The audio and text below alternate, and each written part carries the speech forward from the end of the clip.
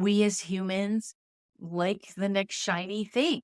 And more so, our culture is becoming so distracted by the next thing, the next thing, the next thing, that hanging in there for long-term benefits, it's not as glamorous. I will grant you that. And as one of my clients said today, some of this is exhausting. And I said, yeah, honey, it is. It is.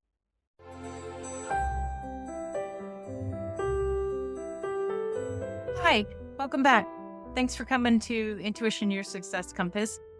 Vicky here, obviously, and my team, my intuitive team that shows up.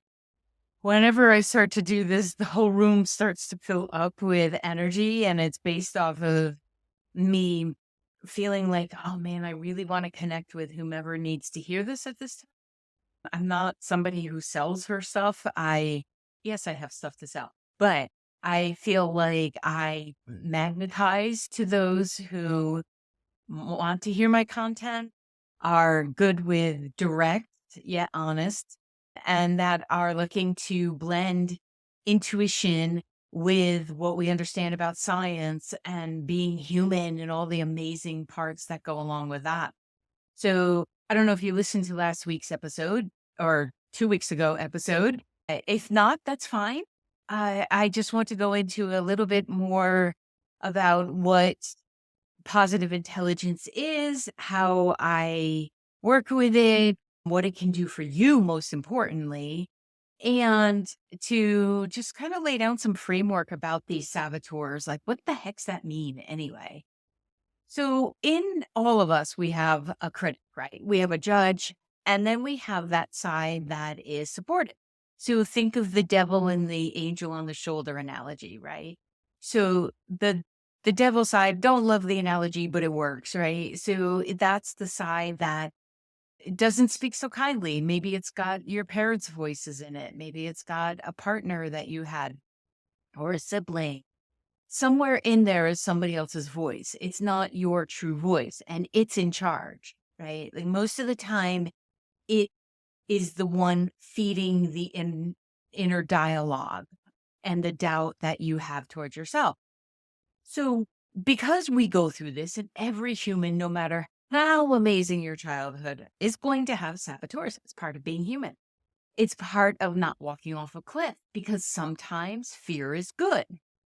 Sometimes when you are driving and maybe get a little too close to the person in front of you, and it scares you a little bit, that's okay, as long as you don't. Because then the next time your neural pathways will remind you, remember how it felt? That wasn't so great. And you actually could have caused an accident. So let's not do that. So a little bit of fear is actually fine. It's meant as our survival mechanism.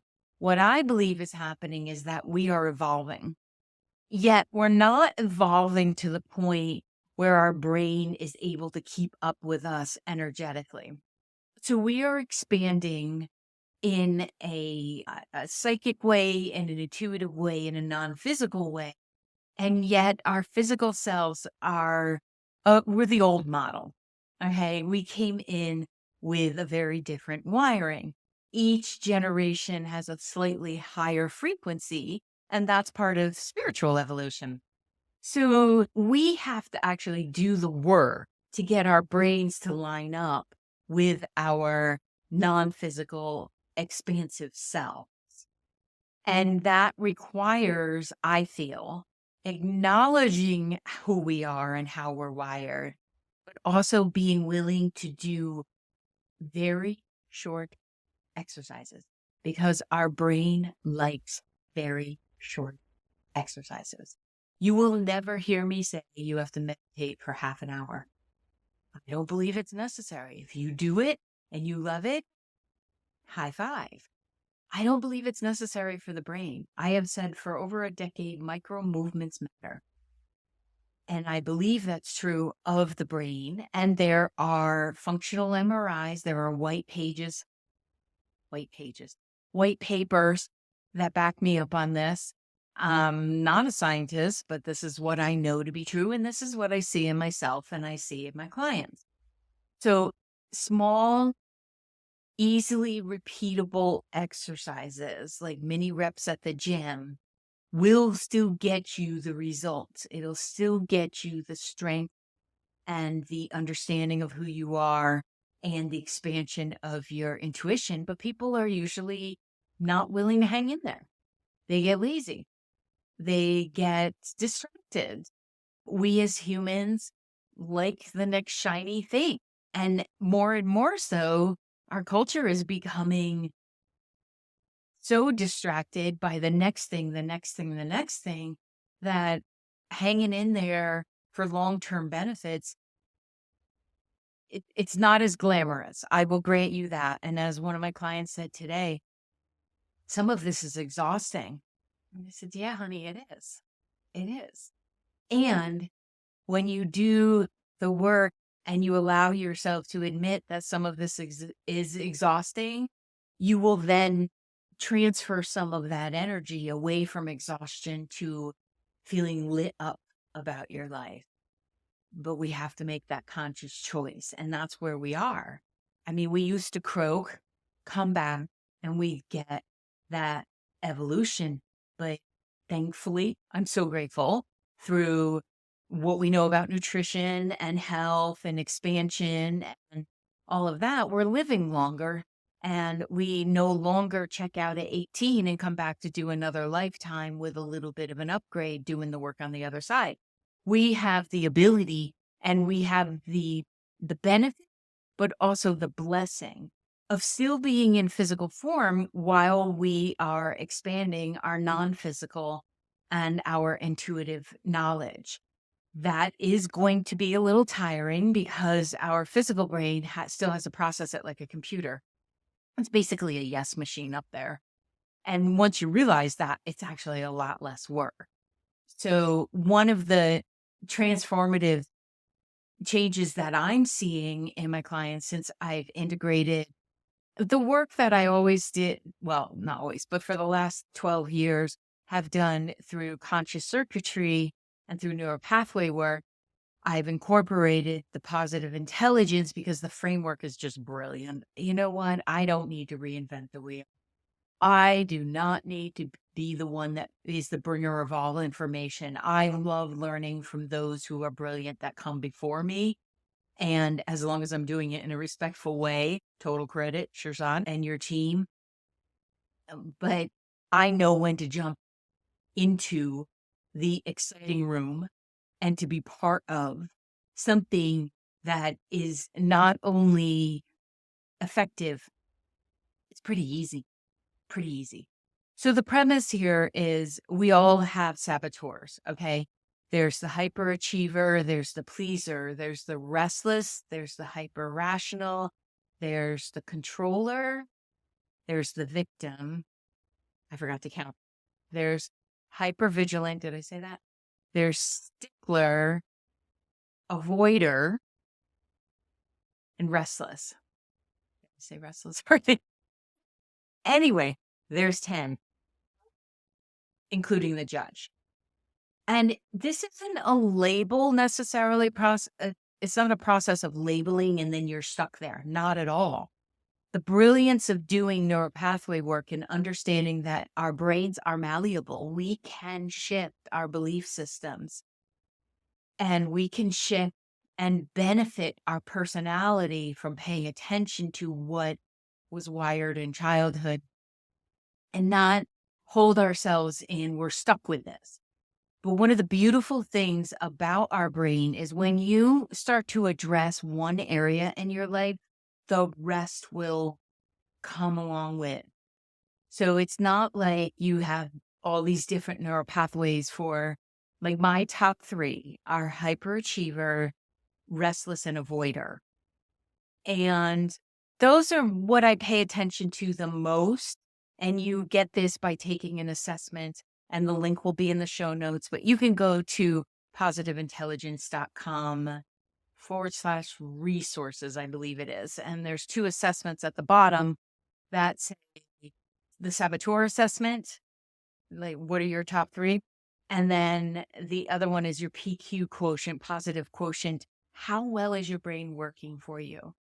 And you go back and take this. I've taken the PQ one a couple times, and I've taken the saboteur assessment one a couple times. And I've just decided to stay with my most recent because they just keep changing spots. So I figure if I work on one, I work on all 10 anyway. And restless right now, she's kicking up her heels. I like to name them because it helps me to differentiate it from something Vicky is doing wrong. It just does. So when I was growing up, my mother always used to yell, "What stupid son of a beep did this?" And that message played in my head for so long. And then she would tell me to stop being so smart, go do your sister's homework. My sister's 6 years older than I am. And although 4 years ahead in school, 4 or 5 years ahead in school, I can't remember. And that messed with my head. And it created a big conflict with being able to show up in intelligence and feel like it was okay and I wasn't going to get in trouble for it. Because also growing up, I had these intuitive insights and I didn't know how to deliver. I didn't even know what they were, but I didn't know how to deliver them. And I became known as know-it-all. And I wasn't trying to be, I genuinely was trying to help. So part of my work over my lifetime, because people do come to me to know it all, I can't. Let's just put that out there as truth, disclaimer, or whatever you want to call it. I can't know it all. Being highly intuitive does not mean you have the answers to everything. It just means that, well, maybe you're 3 or 4 steps ahead. And you can save people time and you can also help them release their blocks. But this was always in my head. Those saboteurs were in my head. So I would avoid any avenue of achieving success. It was good. It was okay to plow along and do okay. But my hyperachiever side would also say, let's get going. I like to complete things. I love a list and I love crossing things off my list. So this whole right brain, left brain has been in a tug of war. And then once I did the program for myself first, no matter what coaching we do, no matter what training we do as coaches or therapists, doctors, anybody in the helping professions, we need to do it for ourselves first so that we understand it. We can work it out. You know how it feels to go through some of the motions. There are some exercises in the program that brought up a lot of my childhood trauma, but they also brought it up in a way that had me loving myself so much that I didn't blame me for having chosen those parents or for what my smart mouth got me into. Smart mouth, yeah, I was called that too. I embrace it now. I am totally willing to be in that place of knowing as long as I'm not being pompous or a know-it-all. So with the saboteurs, one of the exercises is to repeat the process every time your brain tries to run away with you and gets hijacked or that voice, right? It comes in and it's, oh, why did you do that? My judge is so condescending. She is ruthless almost. She's pious. Like she's got an attitude. Like she looks down on me. And I'm like, okay, listen, chick. First of all, you are an element of my own brain. So we aren't all that. So just chill yourself. And the sourpuss thing isn't working. I am here to live in joy and to experience even those experiences that don't seem to be so joyful. So identifying and quieting the saboteurs quiets that judgmental voice too. So they're meant to be beacons. I see them as almost like the bumpers in bowling. It can help me get back in a lane that will eventually the pins down and I get to celebrate. I've become more grounded. And what I'm seeing in my clients, and one of them just said to me that this work helps her be a better thinker. And I feel like the world needs better thinkers. It feels good to think and to contemplate and to question while also keeping in mind that whomever we're talking to has a certain percentage rate of being right. That little bit of humble goes a long way too. So the clear headed thinking, when paired with intuition, it leads to decision making that resonates so deeply on a practical and spiritual level that it just feels right. Have you ever had that experience where you made a decision and things just dropped in? Like, often when I'm working with a client and I pose a question and I say, "Can you consider it this way?" And I give the suggestion, and then they take that deep breath. Most of the time, they don't even realize they've taken a breath, and I will point out, "See what you did there? Brilliant." And maybe we take another one. That's what our system wants to live in. It doesn't want to live in this heightened, oh my goodness place. Doesn't feel good. I wish more kids were taught this, and maybe we can create that ripple effect where parents come in and they take it and then they share it with their kids, or therapists and they share it with their kids. Because if we want to change our world, if we want to have an impact or live in purpose, we have to know what's getting in our way so that we're not processing that when we're trying to be living authentically. And it can be exciting. It doesn't have to be one more thing like mopping the floors or dusting. I don't want to do either of those. I do not want. If anybody wanted to get me a really good gift, it would be someone to come in, once a month, do a good mopping of the floors. I don't mind doing the in between. That would be like heaven. See, that's a good thing that gets to pop in when the head's not too busy. So some people have such a fear of trusting their intuition, especially when it goes against logic. And most of the time, intuition will initially. But intuition is very practical. There have been some teachings that make it very, I think, even elitist. Like only special people get to be intuitive. That's not true. Every one of us is. So they're trusting intuition. If you have a very logical brain, actually have a deeply analytical brain. I want to know how everything works, why it works, how to do the wiring on that. I wouldn't necessarily allow me to wire something because I'll probably get distracted and hook up the wires wrong. But identifying and trusting your intuition and allowing that logical brain to drop in is where success comes from. It's one of the reasons I work with primarily entrepreneurial and executive women, because we blend the two and there's room for all of it. If somebody says to me, that doesn't feel like it would work in my business, fine. Then we're going to look at a logical approach that they might not be seeing. I'm still going to use my intuition to see if there's something that could help move their business along or free up communication. But I'm going to honor the fact that there are logical steps to everything, because that is the merging that we are doing as humans. And when you strengthen your mental fitness, so your muscles, your mental muscles, your ability to be in a situation without losing yourself. Listen, anybody can sit in a room and meditate and be calm. You want to be calm sitting in the room that's not calm, right? You want to have all your faculties available to you when the situation is going awry. So I remember when Howard was in the hospital, my late husband, and I was sitting there and I looked up and I looked at him. Now, from a logical observer, he was sleeping peacefully. It didn't feel like that to me. And then a nurse came in and she was looking at his monitors. And I said to her, "What's going on over there? It seems like he's having a heart attack." And I couldn't see the monitors. And she looked at me like, "How the hell do you know that?" Because she was trying to keep the really calm face. I was fairly new to her by this point. After a couple of days, she got it.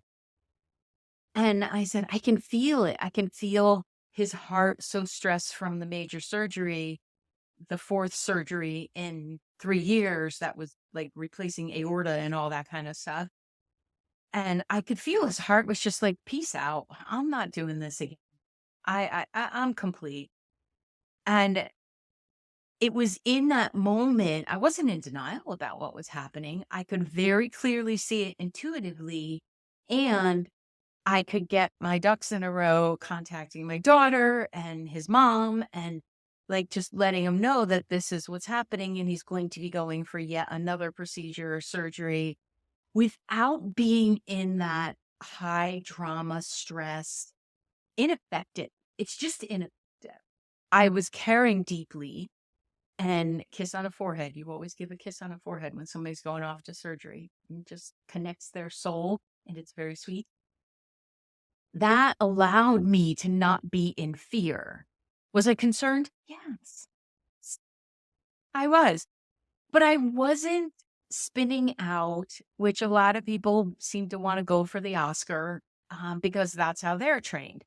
It can feel to your system like you're doing something if you're in all in chaos, but you're not doing anything and you're not helping. You have to remain calm. I feel like this is why I love working with horses, because they feel your heartbeat from over 5 feet away. Like if you can keep your heartbeat calm, that horse is next calm. And I feel like this work has helped me do that. And then the work with the horses has helped me do this work. So it's reciprocal. And trusting your intuition can come with a similar level of nervousness because it doesn't always make sense. And I have learned to say, I have a track record. I have a track record. Like if I feel like somebody's going to pass, they can be standing right in front of me, and other people will say the height of health. And I'm like, I don't tell anybody. Like it's one of my burdens in my intuitive abilities. Some days it's a gift, some days it is a burden. But the mental fitness part of it, because I've developed the mental fitness part, I don't doubt what I know. I trust it and I move forward. I will still take concrete actions and specific steps to ensure success, but I'm going to use both of them. So, and what's happening since I've been sharing the positive intelligence app with my clients, when you're in contract with me, you get access to the app and all the information and daily exercises that are 2 minutes long, peeps, 2 or 3 minutes long.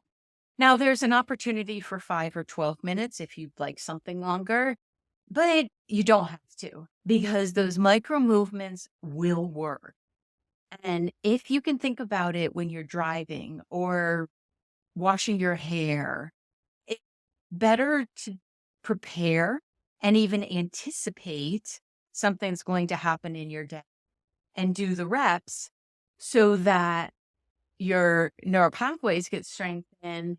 But you also want to have it available to you when something's going on. Like sometimes I'll get a nervous stomach about I'm heading into a talk or I'm heading into a session with a new person. That still happens to me. And I kind of love that.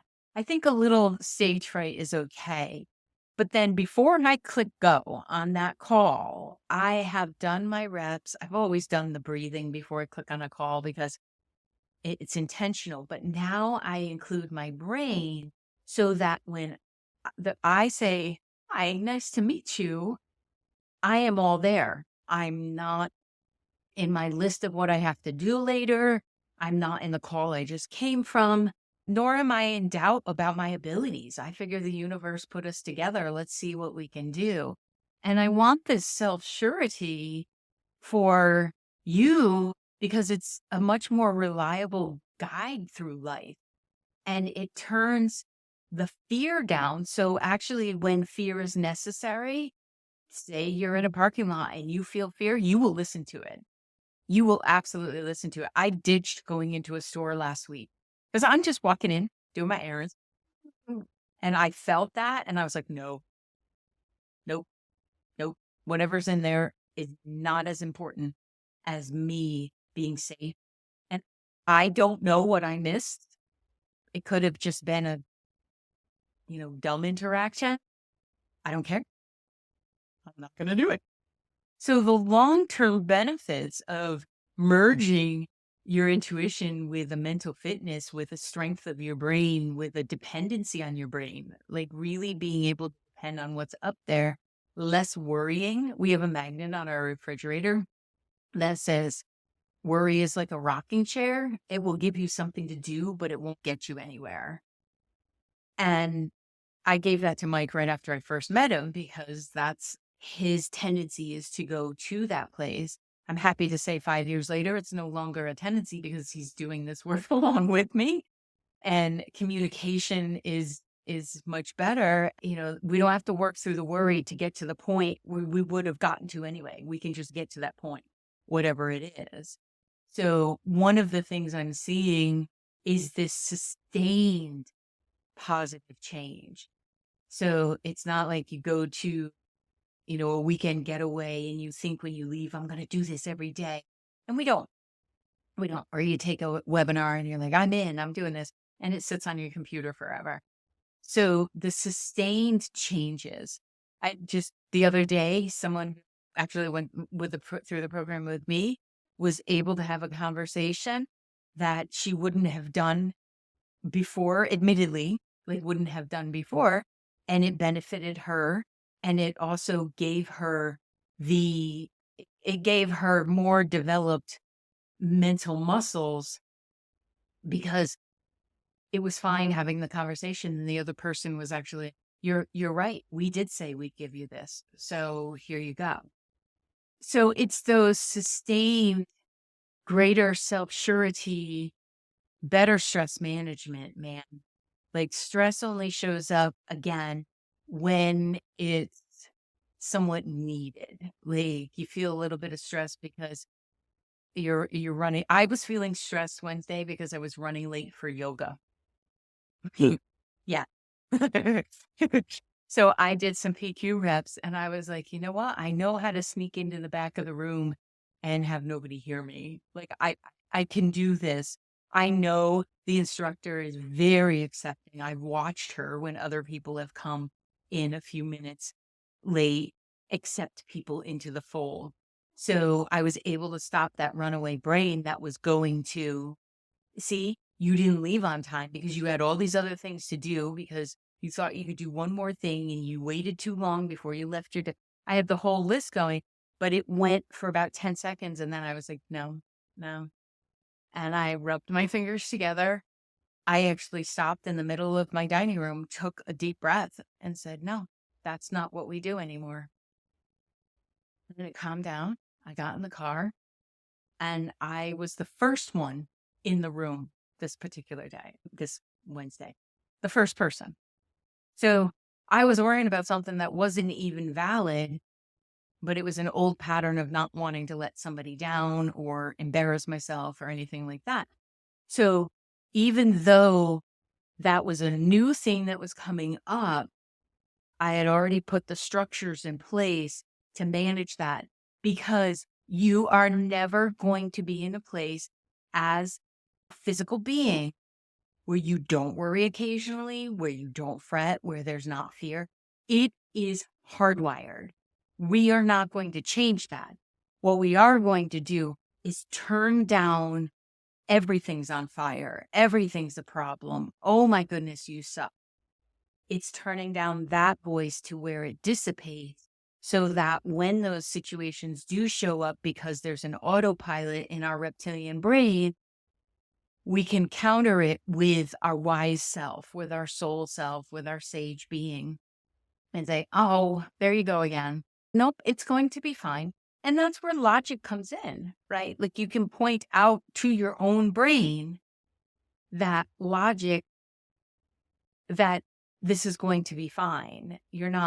Nobody's dying because you walked into yoga 2 minutes late and then you end up 5 minutes early. So then you start to get proof that when you're in the flow, energy moves for you, time moves for you in a very supportive way. And there's a lot less stress there too. But what is also happening that I'm seeing in my clients is major manifestation. Like the dream list, we're having to add dreams to it. We're having to add new levels of self-awareness and actualization, which is so exciting because then that also expands your intuitive self. See how it works together? It's just such a beautiful symbiotic relationship. And we have to connect the dots and do a little bit of the work first so that we can create the foundation of a lifetime of growth and self-discovery. And that's what I've always wanted for people. And that's why I get excited talking about this, because I truly feel that the calmer we are, the more joyful, playful, and just getting the most out of life. And that can be sitting on your front step with your favorite cup of whatever you're drinking in your hand and feeling that peace. Because a very heightened life doesn't mean a busy life. It means that you feel the love and the joy and the gratitude and the blessing in everything. And you may have neural pathways that need to be strengthened first. It's just the way it is. So I will be launching in the next week or so. You can go to the website for the sign up and get in on the program. I'm going to cap it because I want to be able to have individual attention with people and to be able to give my attention. And that's, I feel like, the most respectful way to anybody who takes the course is to have enough of me to go around. So head on over, click the link in the show notes and sign up. And I look forward to seeing you there. And I will see you in the next episode of Intuition, Your Success Compass, because we're going to point you in your right direction. Take care. Thank you for listening to this episode of Intuition, Your Success Compass. I appreciate you being here. If you would like more information about developing your intuitive skills, removing those blocks, and creating the life that feels the most successful to you, then head on over to vickibaird.com. That's VICKIBAIRD.com. And check out the courses, the groups, and the Spaces app that will allow you to be part of our community and know about upcoming events and specials. Thank you so much, and I'll see you in the next episode.